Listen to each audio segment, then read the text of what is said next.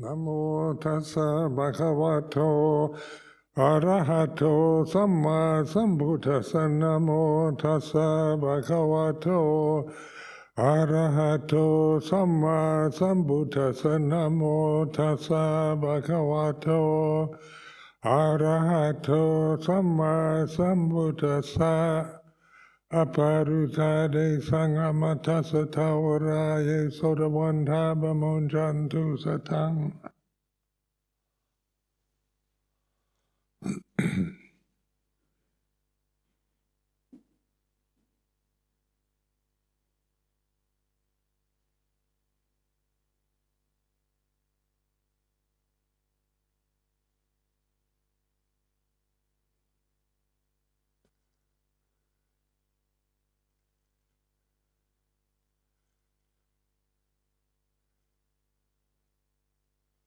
So this afternoon it's a chance to reflect on the way things are, as I often repeat in my talks or reflections, being aware of what you hear affects you, being the awakened awareness rather than a person trying to get something or get caught in some opinion. And of course, this is the beginning of the annual Winter's Retreat. And so just that, how does that affect you when I say the word, this is the Winter's Retreat? Yes, that has an effect on your mind. You know, whatever it is, there's no reason to tell you what to feel, but be the owner of what be the witness to what you're actually feeling. 3 months of formal practice, silent meditation, winter retreat, winter time in England, all these words have their effect on our minds, and so we tend to not notice that, we just operate from habit. And at the beginning of any retreat, there's a lot of restlessness, because in ordinary life, there's daily life, there's things to do, duties to perform, work to be done, and on like that. So we get caught into the momentum of activity, of thinking, of being caught up in the business of the world or of the monastery, whatever it might be. But then this Winter's Retreat is usually in the first week or so, there's an incredible sense of restlessness. Because the habit tendency of the body and mind is to be busy and to be finding things to do, duties to perform. And in kind of formal practice where we practice together, just recognize how supportive it is to meditate together when everybody's being silent. The whole monastery is in retreat mode. We get the support of a sangha, of the lay community. And the lay community is busy doing the work in the office and the busyness that is part of the worldly experience. But as samanas, as monks and nuns, then of course we encourage the noble silence, the quietness, the stillness. And the English winter is very quiet and still.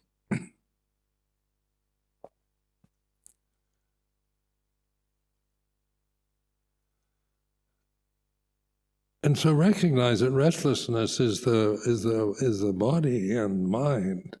They're restless conditions in themselves, and as long as you're identified with the body and what you think and your emotional habits, then you're going to be very restless, because that's the nature of the body, of the sensual world. It's a restless realm that we experience through this body. And now we're challenging you to see, are you really this restless form, this body, and its restless energies, and the senses, the eyes, ears, nose, tongue, body, the brain, the thinking mind, the emotional habits? Is this really what you are? Is this your... Try to find anything in the body or mind that is kind of permanently self. That's a big question people ask themselves. What is my real self? What am I really, when you get down to the nitty-gritty, the basic reality? Who am I? What am I really? Where do I belong? Where do I fit in?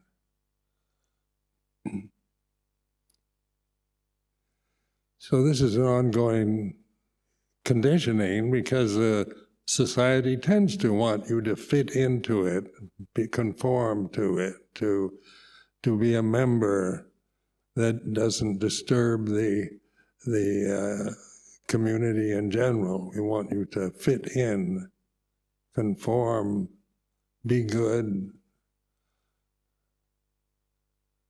And yet we have to live in a body. We have to experience experiences through the body, through what we see, hear, smell, taste, touch, and think. So experience is very changeable and very uncertain.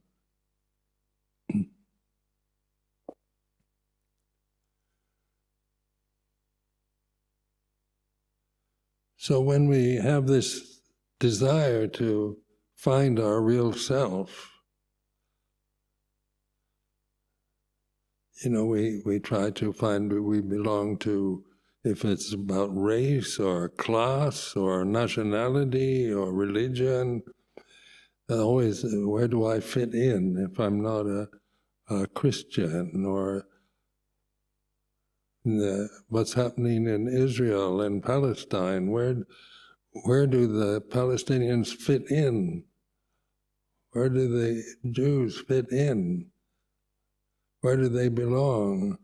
Who's right and who's wrong? So the world itself is very much about right and wrong, good and bad, conformity, non-conformity.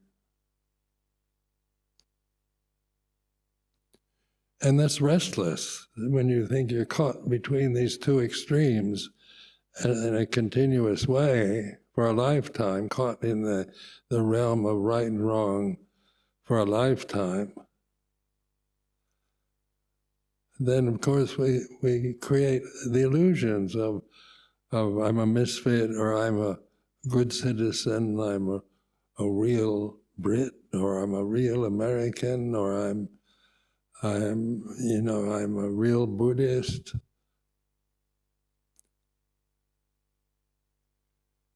But Buddhism itself is a condition.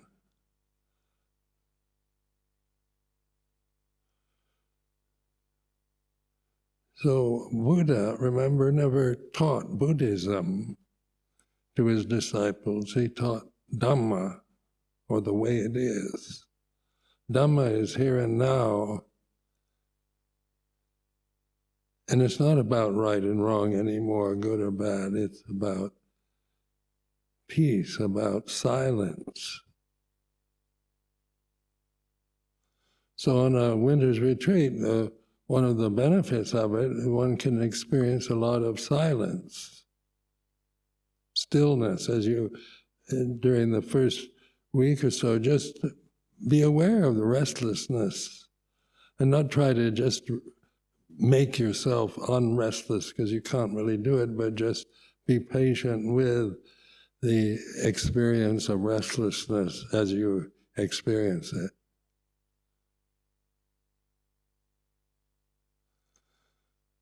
Like trying to make the body not restless is hopeless task.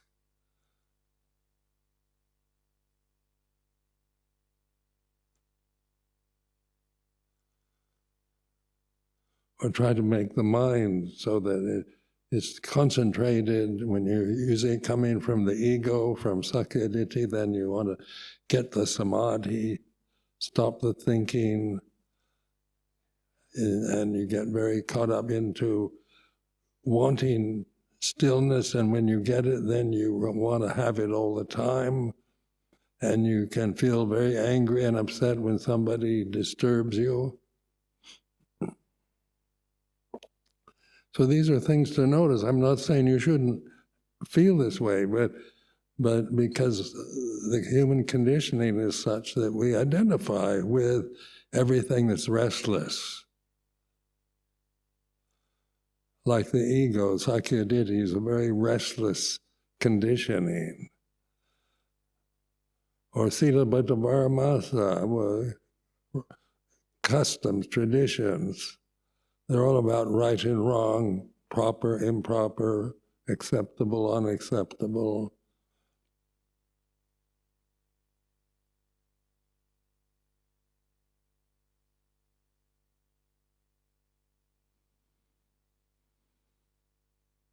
So being a good Buddhist is good. You know, it's good to be a good Buddhist, is a kind of truism. But good is also a condition, you know, what we imagine, what is good and what is bad, what is right, what is wrong. We're conditioned, educated to believe in concepts of absolute right, absolute wrong.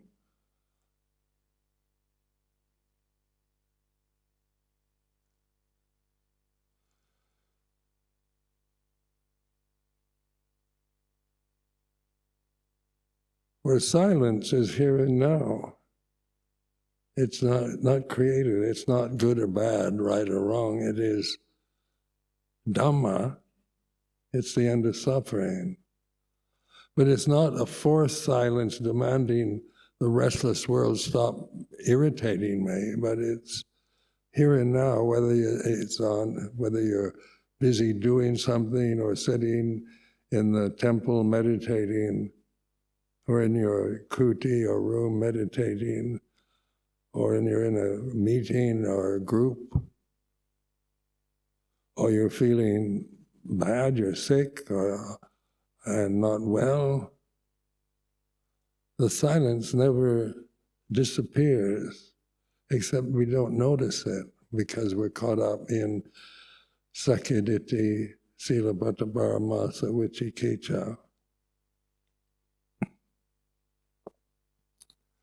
So last time I gave a talk, I reflected a lot on sakkayaditthi, or the ego, the identity with the body, and then sila bhatta paramasa, the conventions, clinging to conventions, cultural conventions, religious conventions, is clinging to conventions. Conventions are that. There's sankharas, and they're restless and changeable.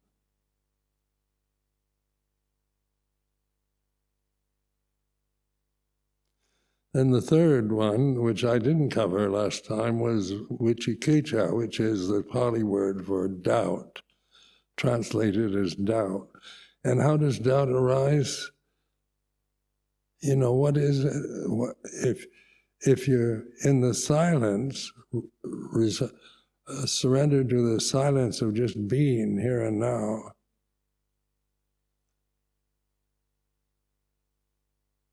When you start thinking, then you start doubting. So thinking, grasping thoughts create doubt.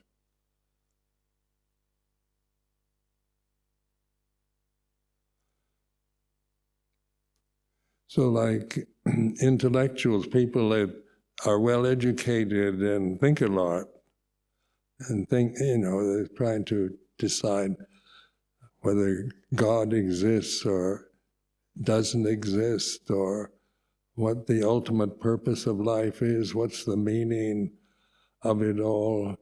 And we can think in very high-minded ways, wanting to find out the meaning of life, the purpose, ultimate reality,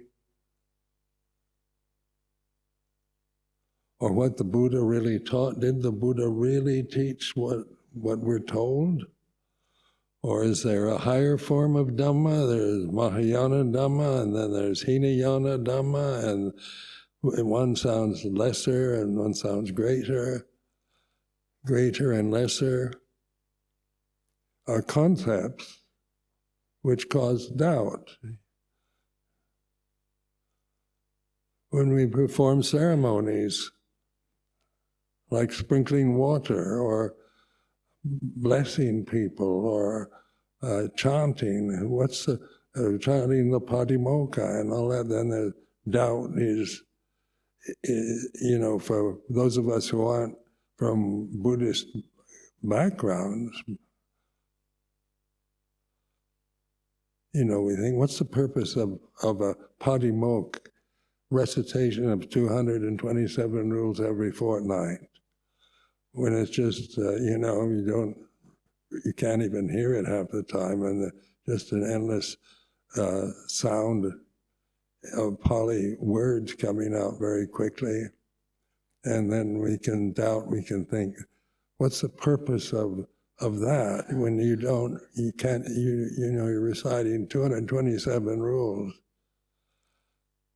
every fortnight? What good is that? And so that's thinking, isn't it? It's doubt. And we can take a stand. We think, well, it's part of the tradition. We should respect that and carry on. Or we can think, well, it's not necessary. It's just old custom, meaningless. But all these kind of decisions, whether it's right or wrong, good or bad, useful or useless, are all due to the thinking process. And are you really what you think? This is the question to ask us now. Because thinking is an acquired function.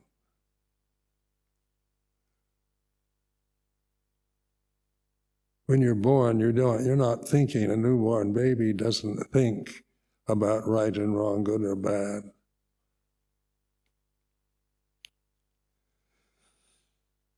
So human beings, why we differ from other mammals is that we think. So we can create all kinds of complexities.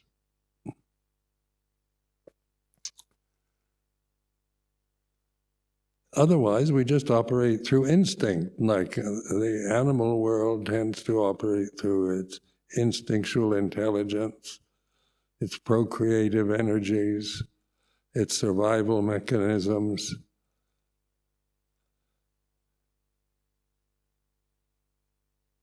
And yet we have a mammalian body, just like an ape or a bear or a lion. It functions in the same way. We have the same procreative energies, the same survival mechanisms as all creatures, all animals.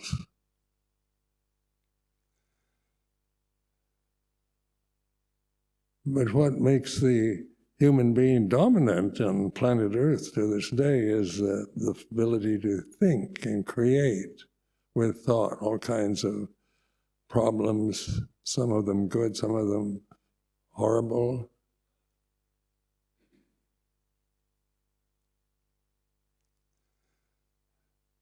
So are you a thought? Are you your thoughts? Are you your opinions? Like having strong views, righteous views, strong opinions about what right and wrong. And these are causes of war, like the wars in Russia, Ukraine, and Israel, Palestine, is about strong views and opinions, strong identities that are all acquired things. They're all delusive energies that one is attached to and will fight for, die for. For all kinds of illusions that are created by human beings.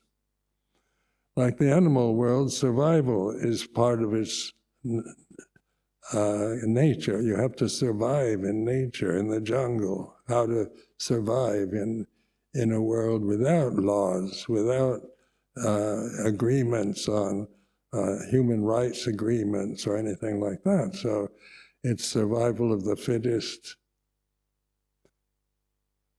And that's natural to the animal world. And yet, human beings, we don't like to think of ourselves as animals. We think we're special creation above the animal realm. So that's an illusion we're very attached to, that we're better than the rest. So these illusions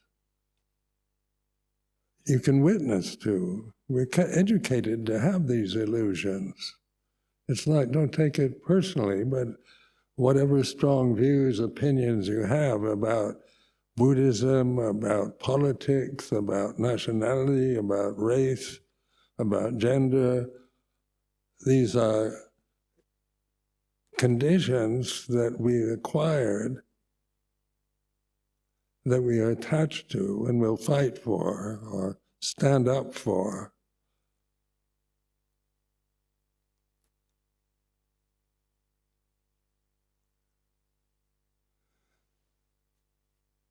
So it's during this retreat to be able to really just be the witness to your thoughts, to the restlessness that you're experiencing through the form, the physical form that we strongly identify with. Being the witness, the Puto, the awakened conscious awareness of the way it is, the body's like this, the thoughts come and go, like learning to just be aware of thinking, not trying to think about thinking because you get caught. It's an endless trap of the mind.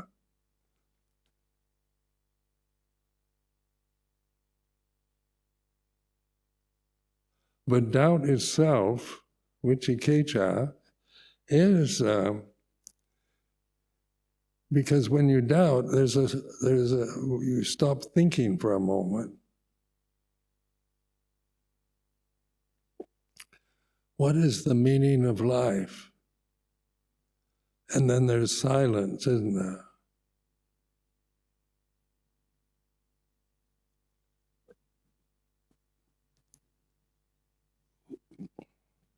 What is my real true self?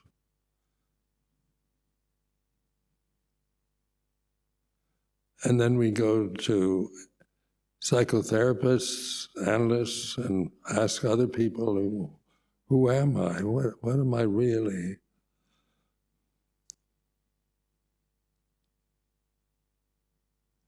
We'll listen to somebody else tell us. We expect maybe a great teacher, a wise sage, or somebody else to tell us who we are.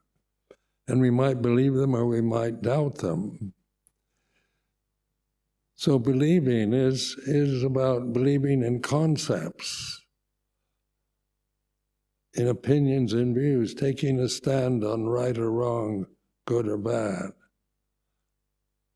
Righteous views are right according to the way you think, what you've been told is right.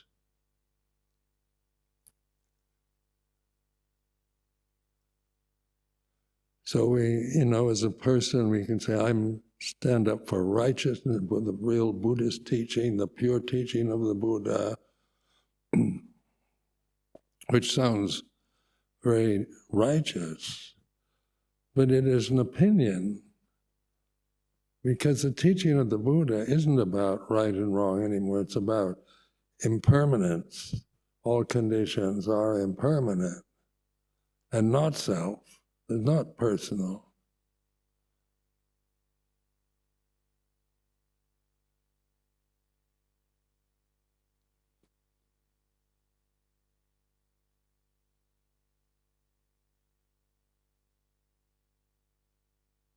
Who am I? It's a good question. Who am I? And then you want an identity. So there's all kinds of possible identities, like some political identities or religious identities. Gender identities are very dominant now. People want to identify with various gender differences or preferences. So they stand up for what they think is right, and what their true identity is some kind of gender, sexual identity. Is that really who you are, a sexual entity? Because sexuality is natural. It's a part of the mammalian condition. You know, it's the energy that we have through the body to procreate the species.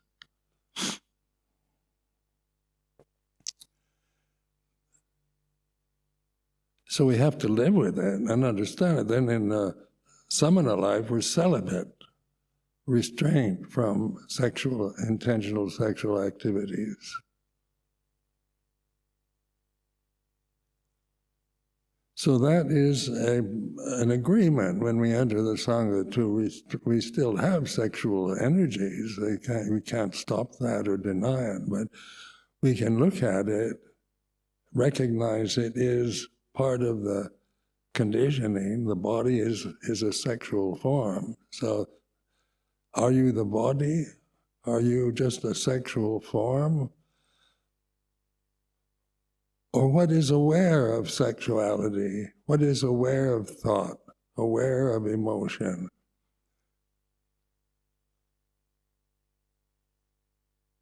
So mindfulness, the path to the deathless. Heedlessness is the path to death. So, the ignorant human being, unawakened human being, is identified with death.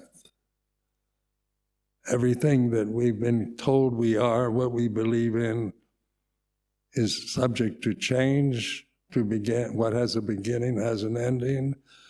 So we're strongly attached to what is unsatisfactory, changing, impermanent, will end, will die, will disappear.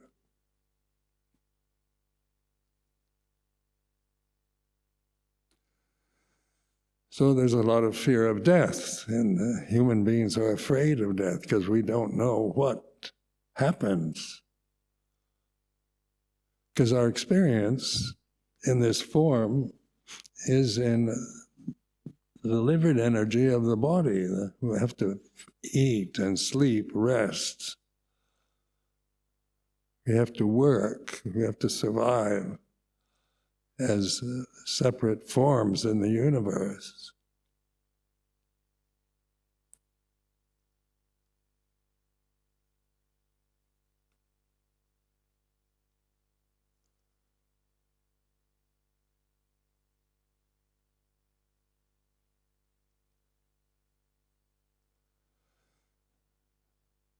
But in the Buddhist teaching, pointing to the awakened consciousness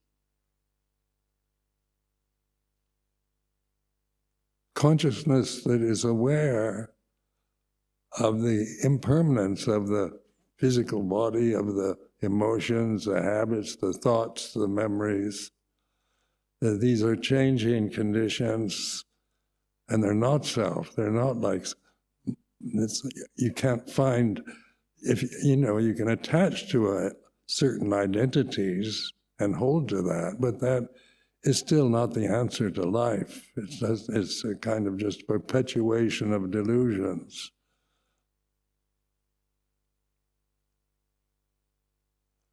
So here at Amaravati, the aim of this monastery is to give the opportunity to reflect on life itself as you experience it individually. So in a sangha of samanas, this is a tradition, it's a created form, it's impermanent, had a beginning, will end, but as we use this form, not to attach to, but to look at attachment to form, to be the Puto, the awakened awareness in the present moment, because that's where we experience life. It's always here and now. Experience is always now.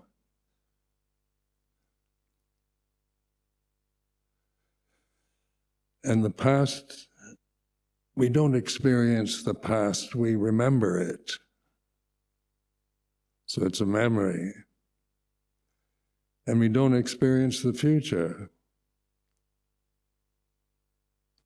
It's imagined, it's an image about something that we expect or dread in the future. Or death, the death of the body. I'm trying to imagine what happens when you die. You can imagine anything. You go to heaven or hell, or be reborn in the Deva realms.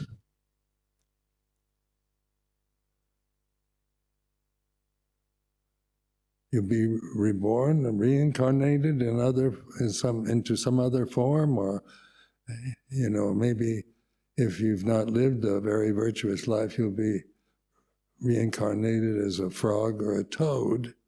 That's another imagination about what happens when you die. That's about feeling guilty and living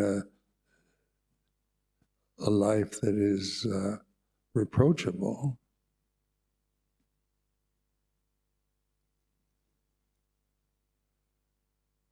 But what happens when I die is doubt.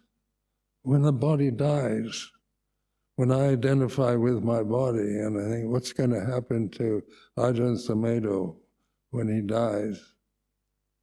Just that very question, as a person, he creates it out. Don't know.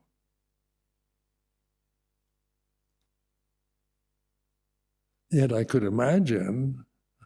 I've been a good boy for many years now, so I deserve some reward for some auspicious rebirth. And that's what is that but imagination? So imagination is impermanent. It has no real essence or heart or core to it. But not knowing is like this, and suddenly the silence resounds. Who is it that wants to know? Is it Ajahn Sumedho wants to know what is going to happen to his body, to his soul? Does he have a soul? Or something that will be reborn? And then of course we can ask various monks or teachers or prophets, and they can tell us all kinds of things we might believe or not. But the reality is we don't know. Not knowing is like this. It's silent.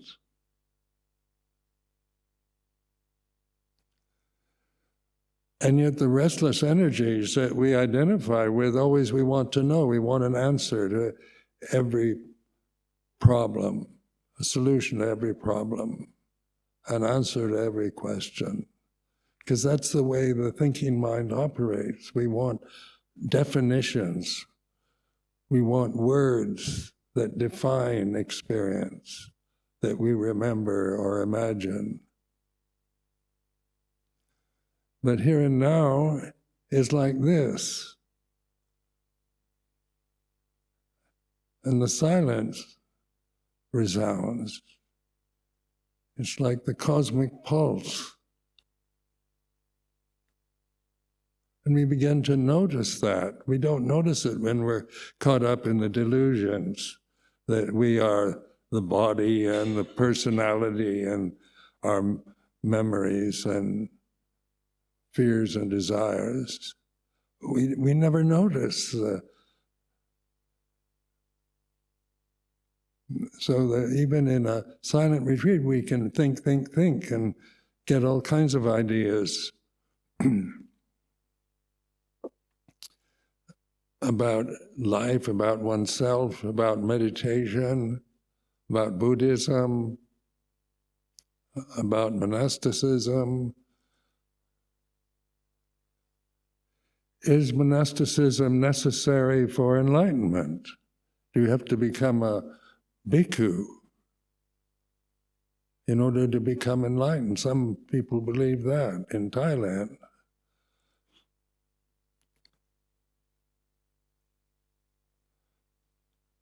Or can lay people get enlightened? Can women get enlightened? I've been asked questions. Can women get enlightened?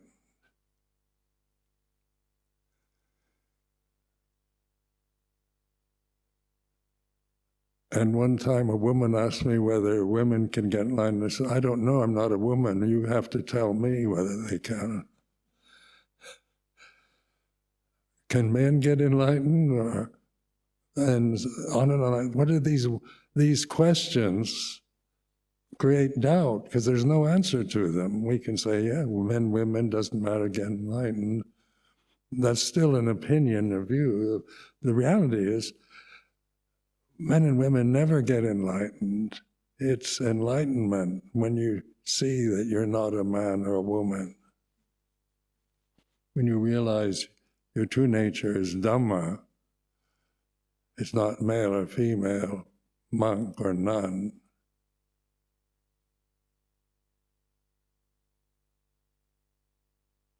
And that's freedom from the prison of the conditioning, the ego, the cultural, social conditioning, the thinking habits of right and wrong. Just, any language has about, they're created forms, and they're based on right and wrong, true and false, heaven and hell, God and the devil.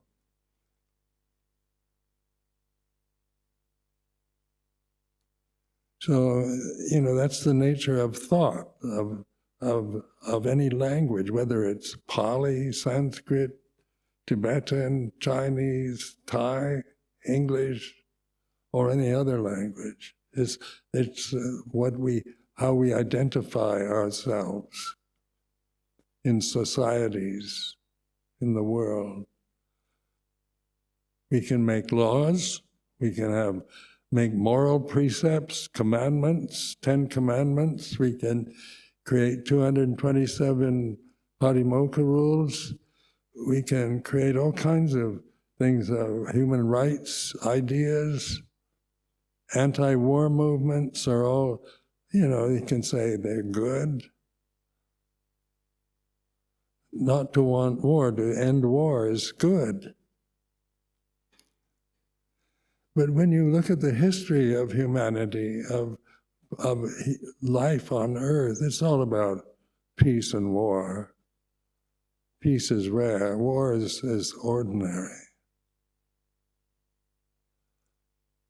In any relationship, husband and wife, male and female, or whatever the relationships are, it's not going to be peaceful 100% because there are different conditions operating in each individual form. And as long as the individual forms are attached to their individuality, then it's going to clash with somebody else's. And that's just the way it is in terms of samsara, or life in the birth and death realms that we're experiencing. So this is a way to reflect on an actual experience. What you experience, restlessness, is like this. You know, can you, as a personality, as an ego, stop your body from being restless or your mind from wandering? You might have the idea that you should. You've been told you've got to settle down and be still and start and get samadhi and stop thinking. And so these are all good ideas. Nothing wrong with them, but it's not about right and wrong anymore. The path to the deathless is here and now, and it's this direct approach that I identify strongly with the Four Noble Truths. Because the First Noble Truth is a statement: there is suffering. And that's the most obvious experience that we have, whether in the human realm or the animal realm.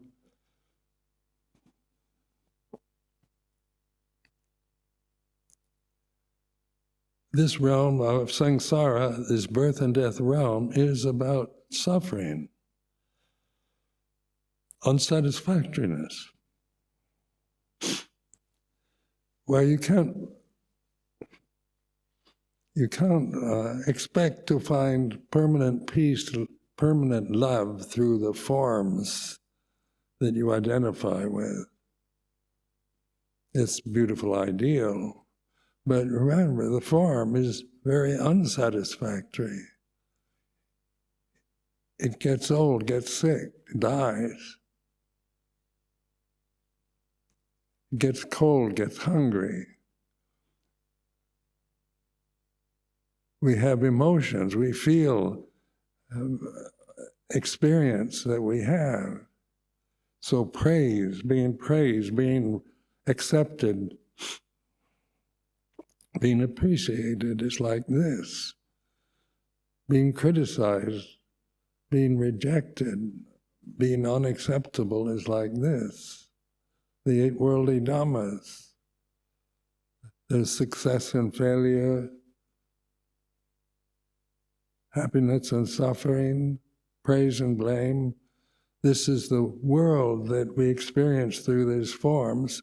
And it's never going to be perfect or ideal, because it can't be, because it's basically an illusion that we cling to and maybe never question. So during this winter's retreat, I encourage you to question, investigate.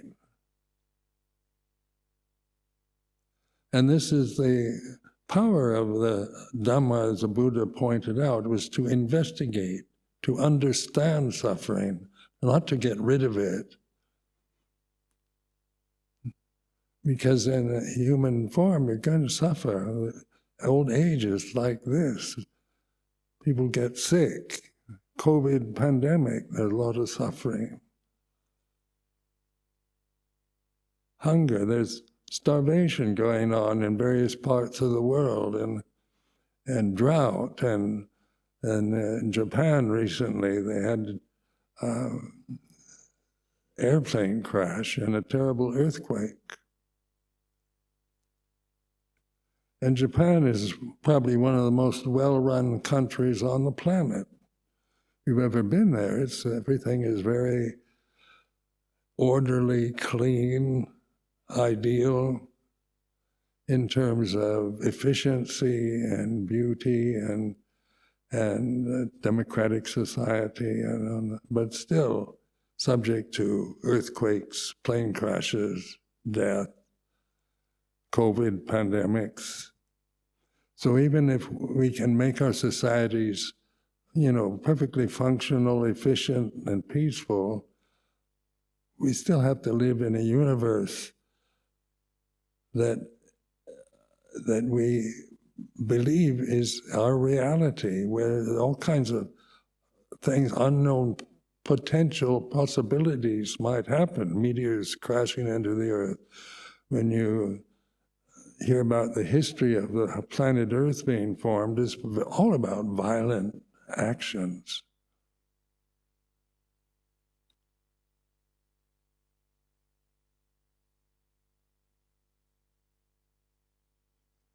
So violence is the very nature of this realm. It's as we've lived at a time, in my lifetime, there's been almost continuous war, except after the Vietnam War ended, there was a relative peaceful experience, and now it's erupted again in Europe and in Middle East and in Africa, because violence is part of this experience. Violence is part of the restless behavior that we align ourselves with, identify with. When we think it's wrong, it's not good, it's bad, but it's still part of the samsara experience. So peace or war, peace is good, war is bad. But how can we expect the conditioned realm to be peaceful forever? It will have moments and then it'll change. Climate change is a concept now that people believe in. And of course, the climate changes. In the history of the past of planet Earth,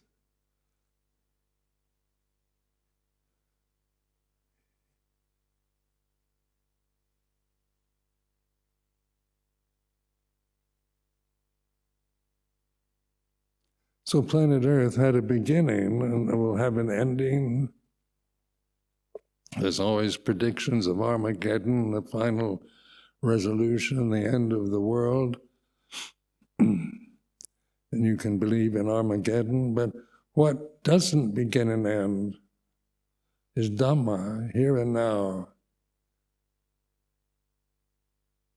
And that's what the Buddha pointed at in his teaching of the Four Noble Truths, the end of suffering.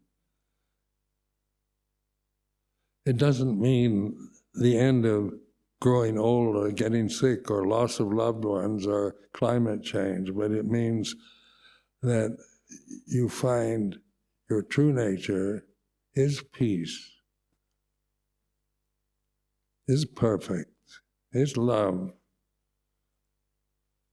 rather than this changeable condition of the human form and our emotional habits and the experiences we have through the sensual world. So see this winter's retreat as an invitation to investigate, not to just shut up and be silent and meditate, but to, really see meditation as much more than just getting concentration, but in understanding, realizing Dhamma. This is the essential teaching of the Buddha, is the Four Noble Truths. After his enlightenment, and according to this tradition, he pointed very directly to suffering, its causes, the cessation, and the way of non-suffering by realizing Your true self is not mortal, bound by conditions. So I offer this as a reflection for today.